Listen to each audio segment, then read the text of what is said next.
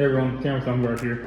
Part of a home inspection is not only health and safety, but it's also making sure that all the appliances and fixtures in the house are operable and that their valves are serviceable. For instance, this is a faucet here in the master bathroom. We're going to go ahead and turn it on. If we were having an emergency at this faucet where we needed to quickly turn the water off, and more importantly on the hot side, we'd go underneath the cabinet here and operate this valve. However, this valve does not turn off all the way. You only have about 1/8 of a turn there. Our water's still on.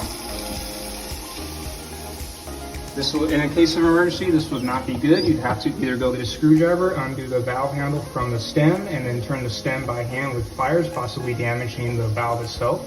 Or you'd have to run outside and turn the main water off of the house until this leak could be fixed. So a lot of valuable information on a home inspection, especially in cases like this. And don't forget, you can always get this valuable information for a great value at homeguard.com.